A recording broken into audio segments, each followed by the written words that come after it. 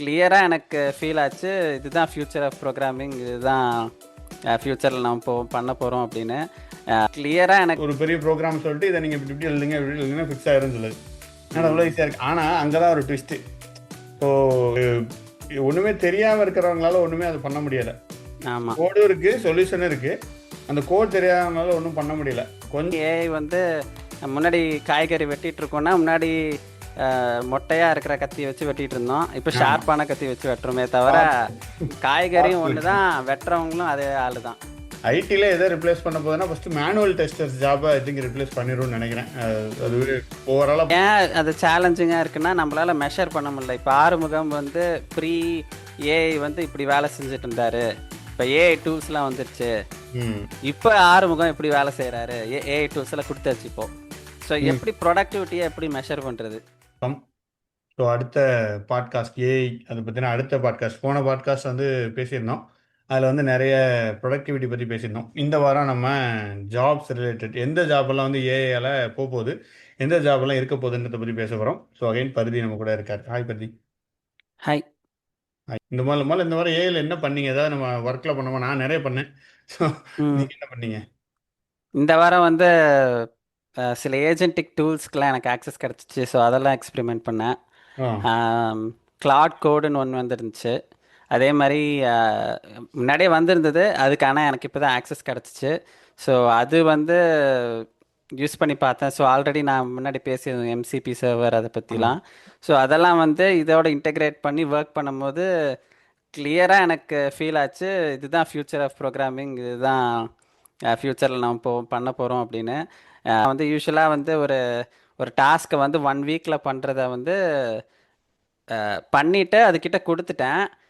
இன்னொரு ரிப்பட்டேட்டிவ் டாஸ்க்கு நான் வந்து அதுக்கிட்ட வந்து சொல்கிறேன், இந்த மாதிரி இது யூஸ்வலாக இந்த ஸ்ட்ரக்சரில் தான் நான் பண்ணுவேன், இதே ஸ்க்ரீனை அதே மாதிரி இன்புட் ஃபீல்ட்ஸ்லாம் வச்சு இன்னொரு ஸ்க்ரீன் இப்போ வந்திருக்கு, இதுதான் டிசைன், இதுதான் லாஜிக்கு, இதை பண்ணி இதை பார்த்து நீ இதை பண்ணிவிடு அப்படின்னு நான் கொடுத்தது தான். நான் என்னோடய ஐடி கூட ஓப்பன் பண்ணல.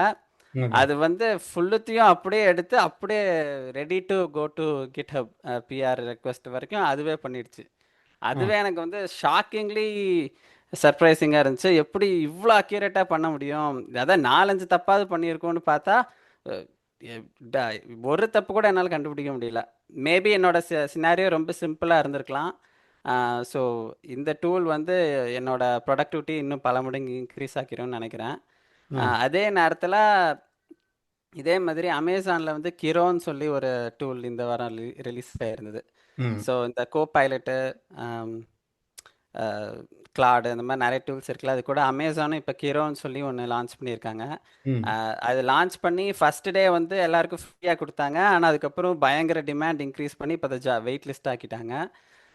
ஸோ அதுவும் பார்த்தீங்கன்னா ஒரு புது வே ஆஃப் ப்ரோக்ராமிங் தான். ஸோ எப்படின்னா நம்ம முதல்ல ஒரு ஸ்பெக் ஷீட் மாதிரி கொடுத்துரும். இப்போ நீங்கள் வந்து தமிழ் பூமிக்கு ஒரு வெப்சைட் பண்ணணும் அப்படின்னா நீங்கள் அதுக்கிட்ட சொல்ல போகிறீங்க, இந்த மாதிரி நான் ஒரு வெப்சைட் பண்ண போகிறேன், தமிழ் பூமிக்கு எனக்கு வேணும் அப்படின்னோடனே அது ரெக்குவயர்மெண்ட்ஸ் எல்லாம் கேட்கும். ஸோ இதெல்லாம் இந்த ரெக்குவயர்மெண்ட்ஸ்ன்னு கொடுத்துருவீங்க.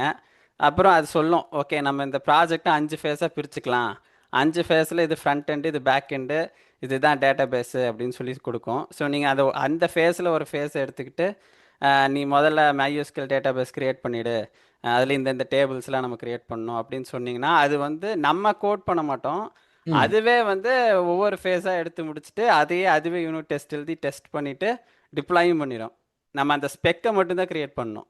ஓ, அதாவது லைக் முன்னாடி நம்ம வந்து என்ன பண்ணா இன்ஸ்ட்ரக்ஷன் கொடுக்கறதுக்கு பதிலாக இப்போ ஜஸ்ட் டைப் பண்ணால் அது பாட்ட கோட் கிரியேட் பண்ணிட்டே இருக்கும். ஆமாம், பண்ணி டிப்ளாயும் பண்ணிடுது. அதுக்கு வந்து இப்போ புதுசாக பேர் வச்சுருக்காங்க ஸ்பெக் ட்ரிவன் ப்ரோக்ராமிங் அப்படின்னு சொல்லிட்டு. ஸோ அதுவும் நெக்ஸ்ட் 1 இயரில் வந்து பயங்கர பாப்புலர் ஆக போகுதுன்னு நினைக்கிறேன். அதுதான் இந்த வாரம் வாய்ப்பு இருக்கு. ஏன்னா நிறைய பேர் இப்போ கோடிங் வரணும்ல. இப்போ எல்லாரும் இப்போ ஏன் எஸ்கியூஎல் ரிலேட்டட் பாப்புலராக வருதுன்னா ஈஸியாக எஸ்கியூஎல் படிச்சிடலாம். ஸோ ஸ்பெக்குனா பிஸ்னஸ் டேரெக்டாக கோட் அடிச்சு அவங்களே டெவலப் பண்ணிட்டு போயிடலாம்ல. ஆமாம், பண்ணிடலாம். ஆனால் என்ஜினியர்ஸ் தான் அதை பண்ண முடியும். ஸ்டில் ப்ராடக்ட் மேனேஜர்ஸ் வந்து அதை பண்ண முடியுமான்னு எனக்கு பயங்கர டவுட்டு தான்.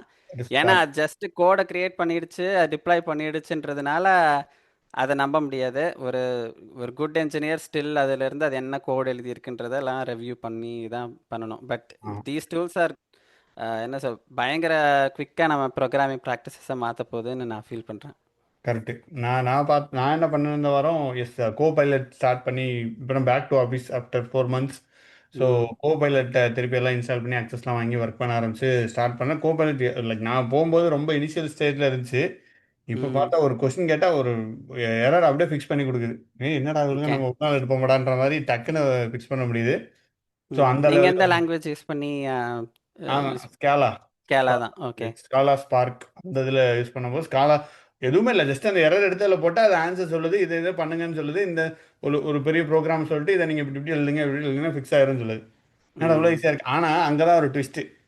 ஸோ ஒன்றுமே தெரியாமல் இருக்கிறவங்களால ஒன்றுமே அது பண்ண முடியலை. ஆமா. கோடும் இருக்குது, சொல்யூஷனும் இருக்குது. அந்த கோட் தெரியாதவங்களால ஒன்றும் பண்ண முடியல. கொஞ்சம் நமக்கு ஒரு நாலேஜ் இருந்து அண்டர்ஸ்டாண்டிங் இருக்கிறவங்களால தான் அதை பண்ண இருக்கிறதா முடியும். ஈஸியா நம்மளுக்கு வந்து எவ்வளோ அதிகமா இருக்குன்னு இருக்கு. அதே இன்னொருத்தனுக்கு இது என்னடா இது ஏதோ இருக்குடா அப்படின்ற மாதிரி இருந்துச்சு. ஸோ ம். அப்புறம் தான் எவ்வளோ சூப்பராக கொடுத்துன்னா அவன் இல்லை, அதை வச்சுட்டு ஒரு லைக் ஒரு இதாக உட்காந்துட்டு இருக்கும்போது நமக்கு ஈஸியாக இருக்கேன்னு தோணுச்சு. இது ஆஃபீஸில் ம். தமிழ் மூவில நிறைய இம்ப்ரூவ்மெண்ட். இப்போ வந்து லைக் நம்ம போன தடவை நம்ம வீடியோட டைட்டில் அதெல்லாமே ஏஐட்ட கேட்டு தான் நம்ம இந்த ஏஐயோட பாட்காஸ்ட்டுக்கு பேர் வைக்கிறது. அது ம். எல்லாமே ஏஐ யூஸ் பண்ணி தான் இப்போ பண்ணுறது. அது எல்லாமே ரொம்ப நல்லா எஸ்இஓ ஃப்ரெண்ட்லியாக கொடுக்குது. ஆமா. ம். ஸோ ஸோ போன வீடியோ நல்லாவே போச்சு அதனால. ஆமா. ஸோ நம்ம எப்படி அனாலஜி பார்க்க முடியும்னா, இன்னுமே ஏஐ வந்து முன்னாடி காய்கறி வெட்டிட்டு இருக்கோம்னா, முன்னாடி மொட்டையா இருக்கிற கத்தி வச்சு வெட்டிட்டு இருந்தோம். இப்போ ஆமா, ஷார்ப்பான கத்தி வச்சு வெட்டுறோமே தவிர, பார்த்து காய்கறியும் பார்த்து ஒன்று வெட்டணும். தான், வெட்டுறவங்களும் அதே ஆளு தான். ஆனா நடுவில் கத்தி பார்த்து மட்டும் வெட்டணும். தான் ஷார்ப்பாரு. என்னது? இல்ல பார்த்து வெட்டணும்ல, ஷார்ப்பா ஆமா. இருக்கு. ஆமா. நம்மளே நம்ம வெட்டிடக்கூடாது. பார்த்து யூஸ் பண்ணணும். ஆமா, இல்லைன்னா அதனால கையை வெட்டிடும். ஆமா, முன்னாடி அப்படி இருந்துச்சு. இப்போ இதா இருக்கு. பயங்கரமான இம்ப்ரூவ்மெண்ட்டாக காட்டுது எல்லாமே. அது பார்த்தா நமக்கு இருக்கு. அண்டு ஆனா இன்னொன்னு எனக்கு தெளிவா இருக்கு. நம்ம ஜாப் வந்து போகிறதுக்கு வாய்ப்பு ரொம்ப ரொம்ப கம்மி. வெரி ம். லீஸ்ட். அதுவும் ஐடில இருக்கிற டேட்டா இன்ஜினியரா இருக்கும். எனக்கு பார்த்த வரைக்கும் டேட்டா இன்ஜினியரோ டெவாப்ஸா இருக்கும். ஒரு ஐடில ஒரு ஒரு டெக்னிக்கலா இருக்கோம்னா நம்ம ஜாப் அது எடுக்கவே எடுக்காது. ஆனா ஆமா. ஏஐ படிச்சவன் கண்டிப்பா எடுத்துருவாங்க. இப்போ நான் ஏஐ ம். படிக்கலன்னா கண்டிப்பா என் ஜாப் எடுத்துட்டு வேற ஒருத்தர் ஏஐ படிச்சவன் ஆமா. எடுத்துட்டு வருவான். மற்றபடி ஏஐ எடுக்கிறதுக்கு ஜாப் நிறைய இருக்கு. ம். அதை தான் இருக்க போகுது. நீங்க இந்த ரீசெண்டா வந்த 3 BHK படத்துல பார்த்தீங்கன்னா, அதுல வந்து சரத்குமார் வந்து 90s டைம் எல்லாம் காமிச்சிருப்பாங்க. ஆ. அப்போ வந்து அவர் கம்ப்யூட்டர் ஒண்ணு ஆஃபீஸ்ல வச்சிருப்பாங்க. அவர் அந்த கம்ப்யூட்டரே யூஸ் பண்ண தயங்குவாரு. ம். அப்புறம் ஒரு புது மேனேஜர் யங்ஸ்டர் ஒருத்தர் வந்தோடனே, நீங்க கம்ப்யூட்டர் யூஸ் பண்ணி தான் ஆகணும், டேலி கத்துட்டு தான் ஆகணும், இல்லைன்னா உங்க வேலை போயிடும்னோடனே அவர் போய் கத்துக்குவாரு. ஸோ அந்த மாதிரி தருணத்துல தான் நம்ம இப்போ இருக்கோம்னு நினைக்கிறேன். இப்போ கண்டிப்பா. எல்லாருமே போய் எப்படி யூஸ் பண்றேன்னு கத்துக்கணுன்றது தான் நியதி. ஆமா.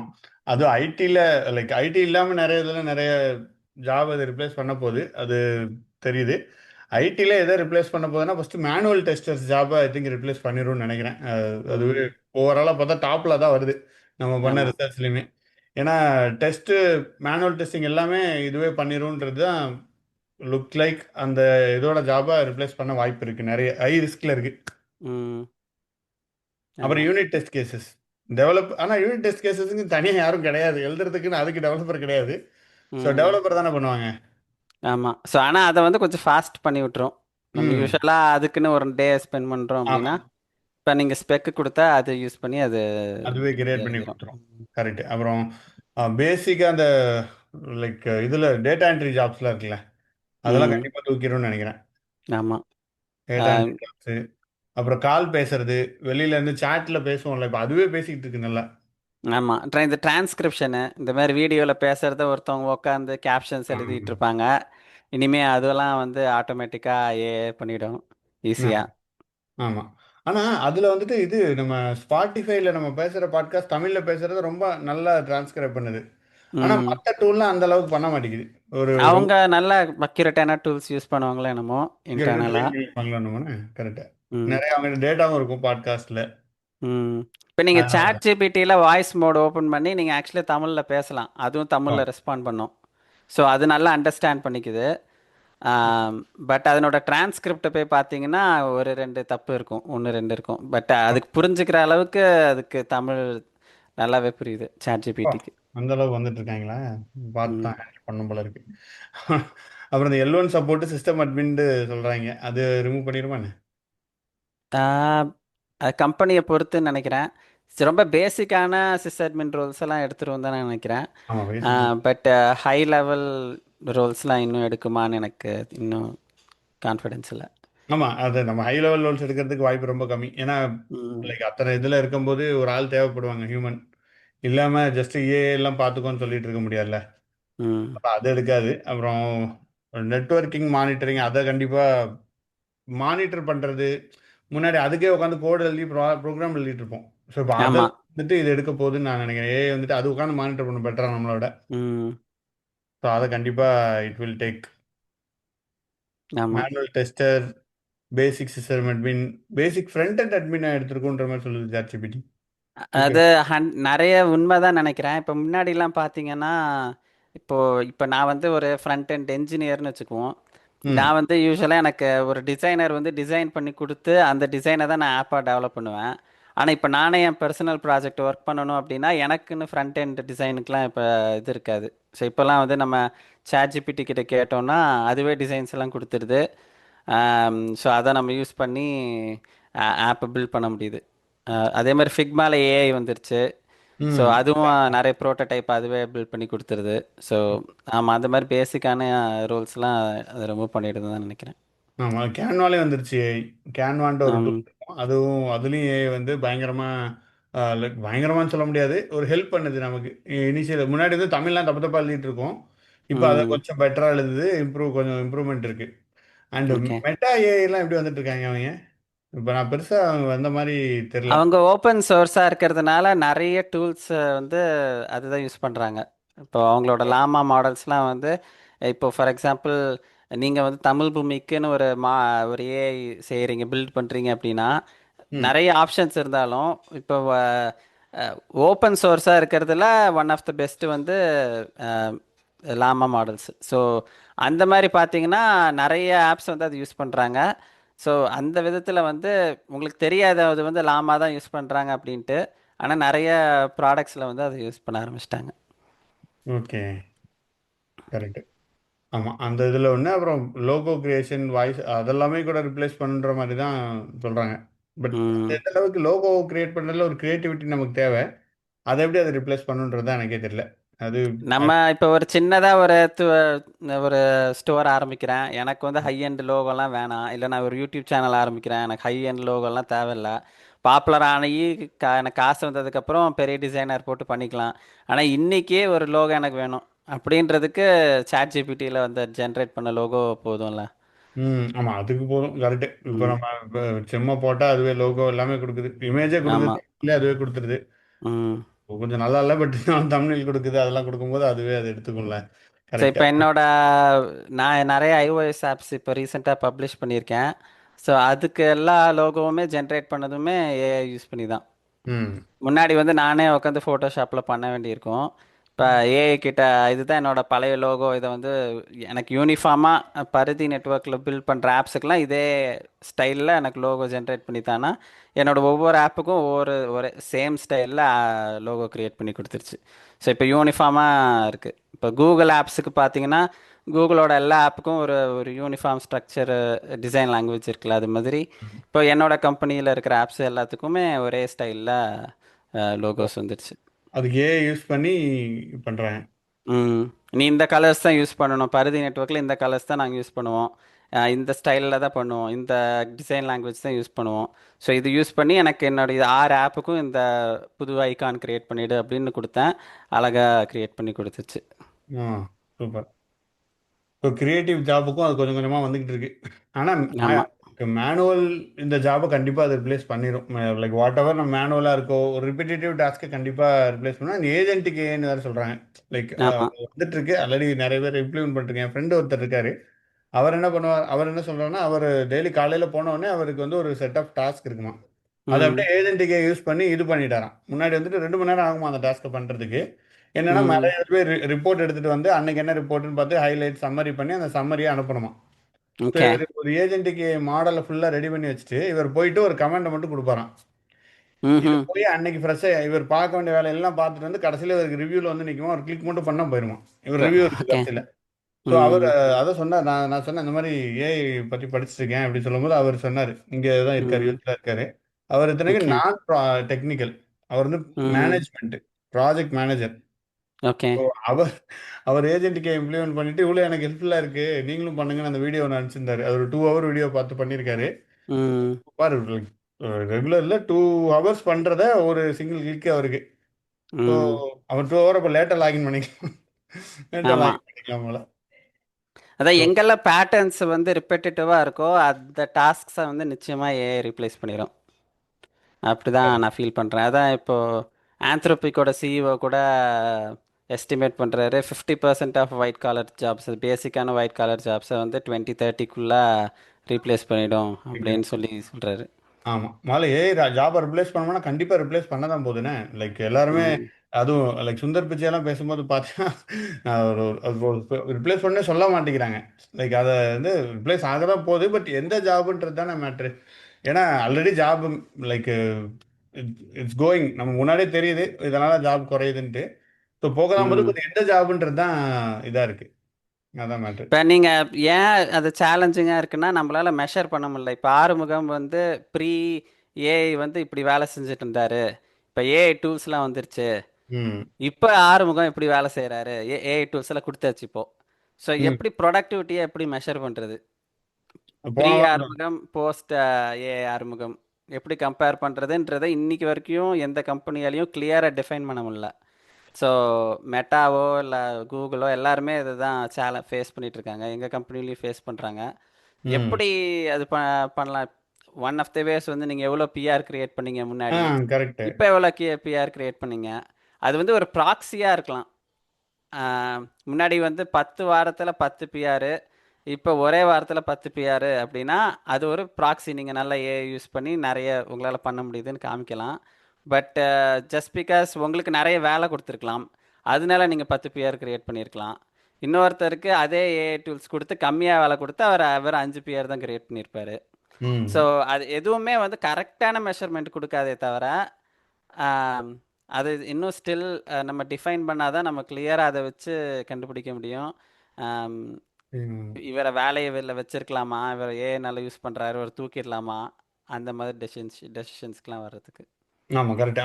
இது ஒரு ஊரில் ஒரு கம்பெனியில் தூக்கிட்டாங்கல்ல, எல்லாருமே ஏஐ வச்சு பண்ணிக்கிறேன்னு சொல்லிட்டு எம்ப்ளாயீஸ்லாம் ஃபயர் பண்ணி திருப்பி ஹையர் பண்ணிட்டாங்கல்ல.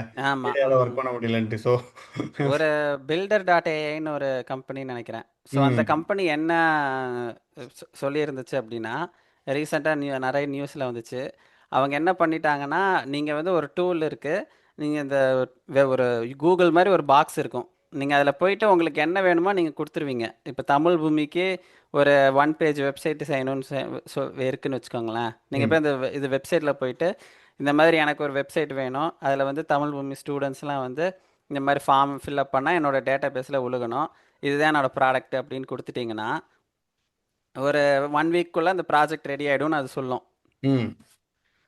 இது ஒரு பொட்டன்ஷியல்னு சொல்லிட்டு அந்த கம்பெனிக்கு பயங்கரமான இன்வெஸ்ட்மெண்ட்ஸ் வந்துருச்சு. இன்வெஸ்டர்ஸ்லாம் நிறைய வந்து பயங்கரமாக காசு கொடுக்க ஆரம்பிச்சிட்டாங்க. ம். டிமாண்டும் இன்க்ரீஸ் ஆயிடுச்சு. ஓ, இப்படி ஒரு அபூர்வமான டூலா, என்ன கொடுத்தாலும் அது செஞ்சிருமா அப்படின்னு சொல்லிட்டு அவங்க வந்து நிறைய ரெக்வஸ்ட் வந்துருச்சு வெப்சைட்டுக்கு. ஓகே. நிறைய ப்ராஜெக்ட்ஸ் வர ஆரம்பிச்சிருச்சு. அதனால நிறைய இன்வெஸ்டர்ஸ் நிறைய காசு போட ஆரம்பிச்சிட்டாங்க. பட் ஆக்சுவலாக அவங்க என்ன பண்ணியிருந்திருக்காங்க அப்படின்னா, அந்த ப்ராஜெக்ட்ஸ் எல்லாம் வாங்கி வச்சுட்டு இந்தியாவில் குட்டி குட்டி கம்பெனிலாம் இருக்கும்ல, அவங்கள்ட்ட அவங்களுக்கு அதெல்லாம் வந்து கொடுத்துட்டாங்க. ஸோ அதுக்கு வந்து அதுக்கு ஒரு மீமே கிரியேட் பண்ணிட்டாங்க. அந்த ஏஐன்றது வந்து ஜஸ்ட் ம். இது சம் இண்டியன்ஸ்னு வரும். ஸோ ஆமாம். ஏஐன்றது டூ ஆர்டிஃபிஷியல் இன்டெலிஜென்ஸ் இல்லை, இண்டியன்ஸ் தான் சம் வே அது எதோ பின்னாடி இருந்து பண்ணி கொடுக்குறாங்க. ஸோ ஆ. இந்த மாதிரி குட்டி குட்டி கம்பெனிஸ்லாம் கொடுத்து அவன் ப்ராஜெக்டை முடிச்சுட்டே இருந்தான். ஒரு பாயிண்ட்ல எப்படி ஆயிடுச்சுன்னா, அவனுக்கு அவ்வளோ ப்ராஜெக்ட்ஸ் வந்துருச்சு, அவளை ஃபிக்ஸ் பண்ணவே முடியல. ம். அதுக்குள்ள கம்பெனி வந்து பேங்க்ரப்சியே ஃபைல் பண்ணிடுச்சு. அதான். இது கிட்டத்தட்ட இதெல்லாம் இருக்கு. பித்தலாட்டம் மாமலாடா இருக்குன்றதெல்லாம் இருக்கு. ம். ஓகே. மக்கள் ஏஐ கிரியேட் பண்ணி நினைச்சிருக்காங்க, பார்த்தா நம்ம ஆட்கள் உட்காந்து கிரியேட் பண்ணிட்டு இருக்காங்க. ஆமா. ஸோ இந்த மாதிரியும் நடந்துட்டு இருக்கு. ஆமா. அதான் டக்குன்னு இந்த ஹைப்பை நம்பி தான் நிறைய பேர் ஃபயர் பண்ணிட்டாங்கன்னு நினைக்கிறேன். லைக் ஏன்னா ம். நம்ம ஃபர்ஸ்ட் பார்த்தோன்னே என்னடா ChatGPT இதெல்லாம் கொடுக்குதே அப்படின்னு இருந்துச்சு. பார்த்தா அதில் எக்கச்சக்க தப்பு இருந்துச்சு. இப்போ தான் ஃபிக்ஸ் பண்ணிட்டு வராங்க. ஸோ அதை ஆமா. நம்பி ஏதோ ஒரு சிஇஓ வந்து ஓகே எல்லாரும் கிளம்புங்கன்னு சொல்லிட்டாரு போல. பட் ஹியூமன்ஸை ரிப்ளேஸ் பண்ணுறதுக்கு இட்ஸ் லைக் எந்த கொஞ்சம் ஜாப்லையும் டைம் ஆகும். ரிப்ளேஸ் பண்ண 4 இப்போ ம். இப்போதைக்கு எப்படின்னா ஒரு 2 பேர் இருக்கிற இடத்துல ஒருத்தரை தூக்கிட்டு ஒருத்தரை வச்சுக்கலாம். அந்த மாதிரி குறைக்கலாம். பட் ம். கம்ப்ளீட்டா ரிப்ளேஸ் பண்றது, தூக்க ரொம்ப முடியுன்றது ரிடக்ஷன் இல்ல. பண்றதுன்றது ம். வாய்ப்பில்ல இப்போதைக்கு. அதுக்கு ஆர்டிஃபிஷியல் ஜெனரல் இன்டெலிஜென்ஸ்னு ஒண்ணு வரப்போகுது போல இருக்கு. அதுக்கு தான் அது வந்தா தான் டே டு டே ம். டாஸ்க் எல்லாம் பண்ணும் போல. So that's next leap. இன்னொரு விஷயம் என்னன்னு பார்த்தீங்கன்னா, எல்லாருக்குமே வேலைன்றது மட்டும் இல்ல. இப்போ என் கம்பெனி நான் ஒரு கம்பெனி நடத்துறேன் அப்படின்னா, என் கம்பெனில 4 ரோபாட் இருக்கணுமா? இல்ல 4 மனிதர்கள், நல்ல மனிதர்கள். அவங்க டேலண்டடா கூட இருக்க வேணாம். They should be good humans. அவங்க வந்து என் கூட நல்லா இன்டராக்ட் பண்ணணும். அவங்கெல்லாம் வந்து அவங்களோட growth எல்லாம் பத்தி பார்க்கணும். நம்ம நெறைய லீடர்ஸ் கிரியேட் பண்ணா தான், அவங்க இன்னும் நெறைய லீடர்ஸ் கிரியேட் பண்ணுவாங்க. ம். ஸோ அந்த மாதிரி ஒரு என்விரான்மெண்ட்டை நம்ம வந்து இம்ப்ரூவ் பண்ணணும் அப்படின்ற நிறைய கம்பெனிஸ் இருக்கு. ப்ராஃபிட்டை மட்டும் பார்க்காத நிறைய கம்பெனிஸ். இப்போ for example one of the tools நான் பார்த்துருக்கேன். நான் யூஸ் பண்ணுவேன் பாக்கெட்டுன்னு சொல்லிட்டு. ஓகே. ஸோ அந்த கம்பெனியில் வந்து அந்த கம்பெனி சிஇஓ கிளியராக சொல்லிட்டாரு, நாங்கள் வந்து ஏஐ வந்து எங்கள் டூல்ஸில் எப்பயுமே கொண்டு வர மாட்டோம். ஓ. ஃபாரவர் எங்கள் கம்பெனியே அழிஞ்சாலும் பரவாயில்ல, நாங்கள் கொண்டு வர மாட்டோம். எங்களோட யூசர்ஸ்க்கு ஏஐ கொண்டு வர்றது இஷ்டம் இல்லை, அதனால எங்களோட எம்ப்ளாயீஸ்க்கும் இஷ்டம் இல்லை. ம். நாங்கள் ஏஐ வந்து எங்களோட ப்ராசஸஸ்க்கு யூஸ் பண்ணுவோமே தவிர கிரியேட்டிவிட்டியை இது பண்ணாத அளவுக்கு. ஆர்ட் அது ஆக்சுவலி படம் வரைகிற ஆப் அது. ஓ. ஸோ அதில் ஏஐ டூல்ஸை எப்பயுமே கொண்டு வர மாட்டோம். அந்த மாதிரி நிறைய கம்பெனிஸ் இருக்குது. அந்த மாதிரி கம்பெனிஸ் இருக்கும்போது நான் நினைக்கிறேன் அது மாதிரி நிறைய தான் இனிமேல் கிரியேட் ஆகும் அப்படின்னு. ஸோ ம். எனக்கு ரொபாட்டிக்காக ஜஸ்ட்டு ரோபாட்ஸும் எப்போ பார்த்தாலும் வளைச்சிட்டே இருக்கிற மக்கள் எனக்கு வேணாம். எனக்கு சோஷியலாக நல்லா growth ஃபோக்கஸ்டாக நிறைய லீடர்ஸ் கிரியேட் ஆகிற மாதிரி ஒரு கம்பெனி தான் எனக்கு இருக்கணும். அந்த மாதிரி தான் என் கம்பெனி கல்ச்சர் இருக்கணுன்ற அவங்க நினச்சாங்க அப்படின்னா, அந்த இடத்துலலாம் வந்து ஏஐனால வேலை போகாது அப்படின்னு நான் நினைக்கிறேன். ஆனா லீடர் ஓகே. இப்ப அங்க உள்ள ரிப்பீட்டேட்டிவ் ஜாப்ஸுக்கு ஏ யூஸ் பண்றதுல தப்பு இல்லைல்ல? ஆமா. அவங்க யூஸ் பண்றதுல தப்பில்ல. ஆனா, அதனால நீ ஏன் யூஸ் பண்ணலன்னா நான் வேலைய விட்டு தூக்கிருவேன்ற ஸ்டேட் அப்படி வருமா? வேணான்றாங்க. அப்படின்னு. ஓ, அப்படி வேணான்ட்டு நினைக்கிறாங்கன்ற ஒரு hmm. Set of companies. But yes, hmm. எவ்வளோ டிபெண்ட்ஸ் டிபெண்ட்ஸ் ஆன் இதுதான். ஏன்னா லைக் அட் சர்டன் பாயிண்ட்ல லாட் ஆஃப் திங்ஸ் இருக்க வாய்ப்பு இருக்கு. பட் சில கம்பெனிஸ் அப்படி ஃபாலோ பண்ணலாம். We will see, we will wait and talk about it. So ஃபைனலாக என்ன சொல்ல வரோம்னா இந்த பாட்காஸ்ட்ல இருந்து, எஸ், ஜாப் வந்து போக தான் போகுது, இல்லைன்னு இல்லை. நம்ம ஏஐ லேர்ன் பண்ணிக்கிறது, ஏஐயோட அடாப்ட் பண்ணுறது தான் நமக்கு நல்லது. ஸோ அதுதான் நாங்கள் எல்லாருமே டே டு டேல பண்ணிக்கிட்டு இருக்கோம். So yes, as per any last conclusion to conclude the podcast. So AI பார்த்து பயப்பட தேவையில்ல. ஆ, நான் எல்லாரும் பயப்படுறாங்கன்னு நான் சொல்லல. பட் இல்லை, நிறைய பேர் எம்ப்ரேஸ் பயப்படுறாங்க ஏஐ. தான். Embrace AI. எவ்வளோ உங்களுக்கு வயசாக இருந்தாலும் பரவாயில்ல, 40, 50 எதுவாக இருந்தாலும் பரவாயில்ல, எல்லாராலையும் அது படிக்க முடியும். அது நீ நினைக்கிற மாதிரி பெரிய கஷ்டமான விஷயம் கிடையாது. கொஞ்சம் கொஞ்சமாக அவங்களோட ஒர்க் ஃப்ளோவில் யூஸ் பண்ணுங்கள். டே டு டே லைஃப்க்கு யூஸ் பண்ணுங்கள். நான் வந்து என் பேரண்ட்ஸ் எல்லாம் யூஸ் பண்ண சொல்கிறேன் சேட் ஜிபிடியை. ம். அவங்களும் யூஸ் பண்ண ஆரம்பிச்சிட்டாங்க. ஸோ இது மாதிரி ஏஐ எம்ப்ரேஸ் பண்ணுங்கள், டெய்லி யூஸ் பண்ணுங்கள், அவ்வளோதான். ஆமாம், கண்டிப்பாக. அதான் நிறைய பேர் பயப்படுறாங்க. இப்போ கேள்வி வர்றது எல்லாமே ஜாப் போயிருமா, இந்த ரிப்ளேஸ் பண்ணுவோம், அதனால இந்த பாட்காஸ்ட்டில் இதை பற்றி பேசலாம்னு நினச்சேன். ஸோ எஸ், ம். இது உங்களுக்கு ஒரு ஒரு அண்டர்ஸ்டாண்டிங் கொடுத்துருக்குன்னு நினைக்கிறேன். இது இப்போதைய நிலைமை. அடுத்த வாரத்தில் நம்ம வேறு என்ன நியூஸ் வருதுன்றதையும் பார்க்கலாம். அண்ட் உங்களுக்கு எதாவது இன்ஃபர்மேஷன் இருக்குனாலும் நீங்கள் எங்களுக்கு ரீச் அவுட் சொல்லுங்கள். ஸோ தட் அதையும் நாங்கள் அடுத்தடுத்த பாட்காஸ்ட்டில் அதை நம்ம மக்களுக்கு சொல்லலாம். ஸோ அடுத்த பாட்காஸ்ட்டில் உங்களை சந்திக்கிறோம். நன்றி, வணக்கம்.